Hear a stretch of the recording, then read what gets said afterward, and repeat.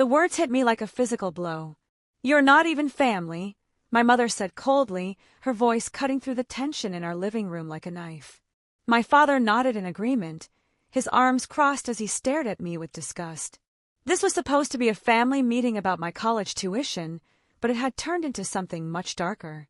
What they didn't know was that I'd been preparing for this moment my entire life, and the one thing I said next would change everything forever. If you're watching this, please subscribe and let me know in the comments where you're from.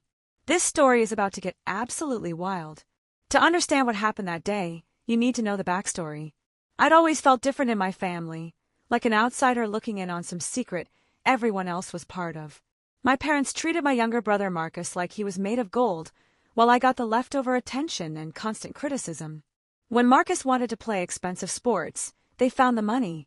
When I asked for art supplies for my talent in drawing, I was told we couldn't afford luxuries. Marcus got a brand new car for his 16th birthday. I got a lecture about responsibility and had to work part-time to buy my own used Honda. When Marcus got into college, they celebrated with a family dinner and immediately started talking about covering his full tuition. When I got accepted to art school with a partial scholarship, they complained about the remaining costs and suggested I reconsider my unrealistic career goals. The pattern was so obvious that friends and teachers had started commenting on it. "Your parents seem to favor Marcus quite a bit," my high school counselor had mentioned during a college planning meeting. "Have you ever asked them about this directly?" But I'd never been brave enough to confront the inequality, instead just accepting that some kids were born lucky and others had to fight for everything. Everything changed 3 weeks before my 18th birthday. I was looking for my birth certificate to apply for a passport when I discovered a box of documents in my parents' bedroom closet that made my entire world shift. Among the papers was a manila folder labeled with my name, containing documents I'd never seen before. Hospital records from my birth, but not from the hospital where I'd always been told I was born. Legal papers with unfamiliar names. And most shocking of all, adoption documents dated 6 months after my supposed birth date. I sat on my parents' bedroom floor for 2 hours, reading through every paper with shaking hands. The truth was right there in black and white. I wasn't their biological child. They'd adopted me when I was 6 months old after their original plans to have children naturally had failed. Marcus had come along 5 years later, their miracle baby, after they'd given up hope of having biological children. But the most devastating discovery wasn't the adoption itself. It was a letter from my biological mother, written when I was 2 years old, explaining that she wanted to maintain contact and be part of my life if possible. My adoptive parents had apparently declined this request and never told me it existed. There were birthday cards she'd sent every year until I turned 10, when she'd apparently given up trying to reach me. Photos of me as a baby that she'd requested copies of, which had been denied. The woman who gave birth to me had wanted to know me, to love me, to be part of my life. And my adoptive parents had systematically cut off all contact while never telling me the truth about my origins. They'd stolen not just my biological family from me, but my right to know where I came from and who I really was. I spent the next 3 weeks processing this information and researching everything I could about my biological family. What I found online was both heartbreaking and infuriating. My birth mother, Sarah Chun, had been 17 when she had me, and she placed me for adoption because she wanted me to have opportunities she couldn't provide as a teenage mother. She'd gone on to become a successful nurse, got married, and had 2 more children, my half-siblings I'd never known existed. More importantly, she'd never stopped trying to find me. Her social media pages were filled with posts about her first daughter and how much she missed me and hoped I was happy and loved. She posted every year on my birthday, sharing memories from the 6 months she'd cared for me before the adoption was finalized. She kept every photo, every hospital bracelet, every memory from those precious few months we'd had together. My adoptive parents hadn't just hidden my adoption from me. They'd actively prevented a loving birth mother from maintaining any connection with a child she'd reluctantly given up for a better life. They denied me the chance to know my biological siblings, my extended family, my cultural heritage. They'd stolen 17 years of potential relationships and love from all of us. Armed with this knowledge, I decided to confront them directly. I'd been planning to ask them about college funding anyway, since my art school acceptance required a decision soon, and financial aid wasn't enough to cover everything. But now I had a much bigger conversation in mind, one that had been 17 years in the making. The meeting was supposed to be about practical matters. My parents sat across from me in our formal living room, the same room where they'd celebrated Marcus's achievements and lectured me about my shortcomings countless times over the years. I'd prepared what I thought would be a reasonable request: help with college costs, just like they were providing for Marcus, acknowledging that I'd been treated differently throughout my childhood. "Mom, Dad, I want to talk about college and about fairness in our family," I began carefully.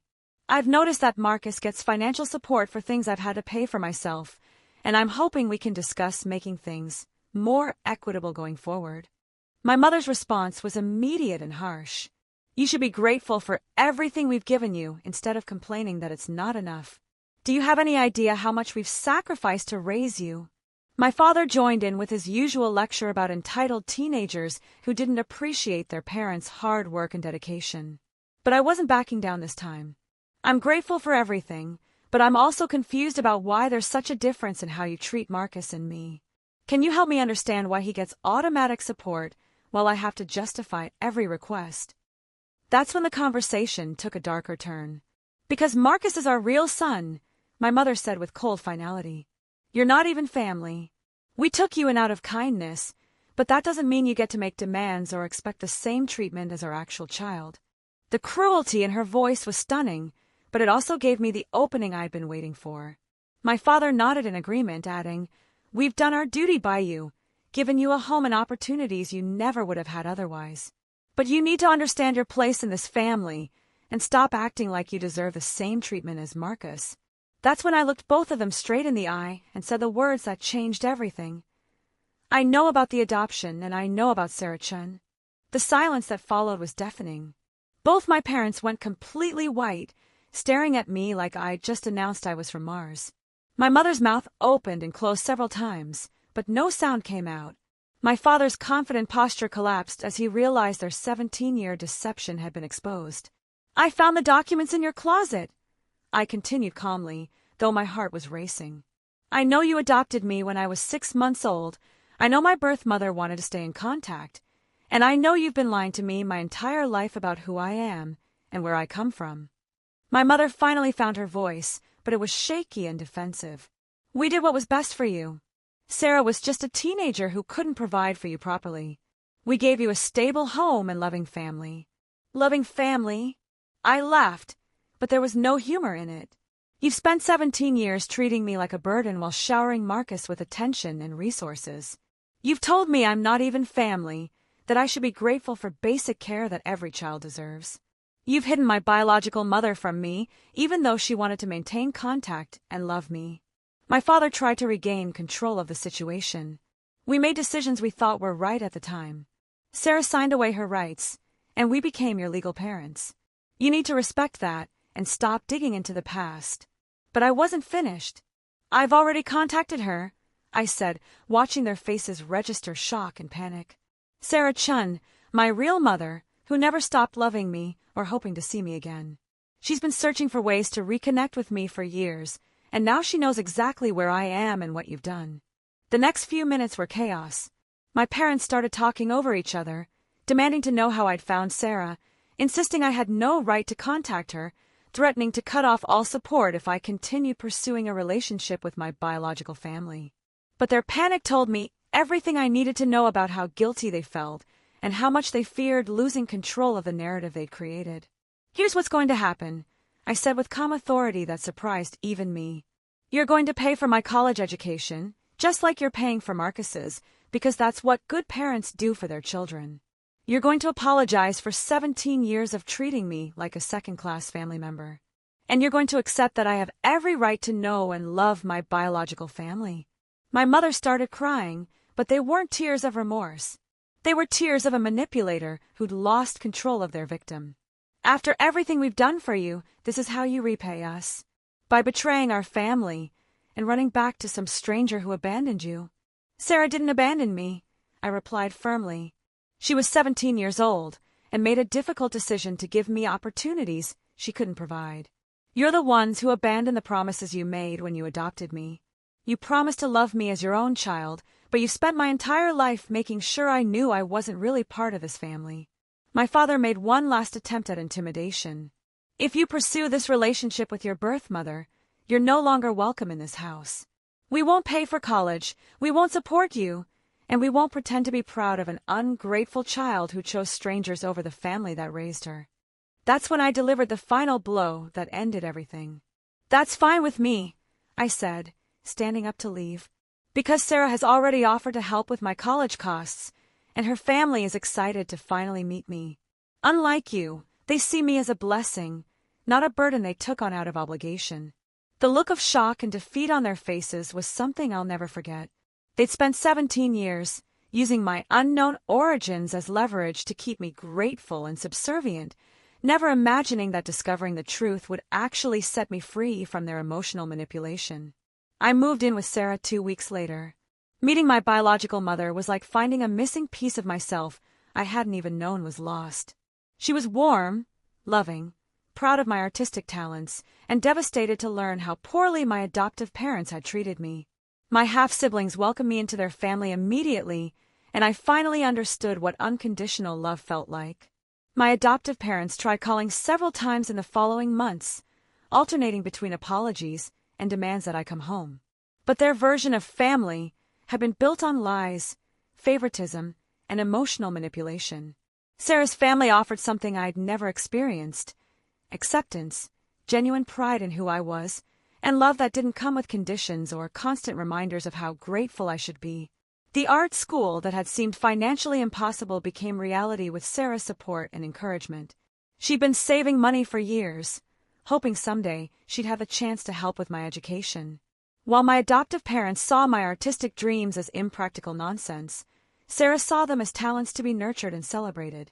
Marcus reached out to me once during my first semester of college, confused and hurt by my sudden departure from the family. When I explained the truth about my adoption and our parents' treatment of me over the years, he was shocked. He genuinely never noticed the difference in how we were treated, probably because he'd never experienced being on the wrong side of their favoritism. "I always thought you were just more independent than me," he said during our phone call. "I never realized they were treating you differently, or that you weren't my biological sister. I'm sorry I never stood up for you when they were being unfair."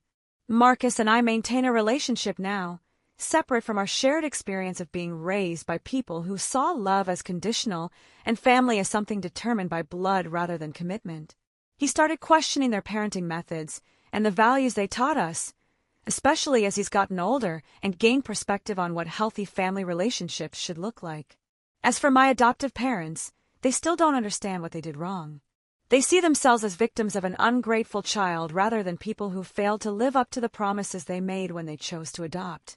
They tell people I was poisoned against them by my birth mother, unable to accept responsibility for 17 years of emotional neglect and conditional love. But I found something they never gave me: a family that sees me as a gift rather than a burden, people who are proud of my accomplishments rather than dismissive of my dreams, and love that doesn't come with constant reminders of how grateful I should be for basic human decency. The day I told them I knew about my adoption was the day I stopped being their victim and started being Sarah's daughter. It was the day I learned that family isn't about blood or legal documents, it's about choosing to love someone unconditionally and meaning it. My adoptive parents talked about family while treating me like an outsider. My biological mother showed me what family really means by never giving up hope that someday we'd find each other again. Sometimes the most powerful thing you can do is simply tell the truth. Those 7 words, "I know about the adoption and Sarah Chun," ended 17 years of lies and manipulation, but they also started the rest of my life with people who actually wanted me in it. Thanks for watching, and don't forget to subscribe. Share in the comments if you've ever had to confront family lies or discovered truth that changed everything. Your story matters, and you deserve to know where you really come from.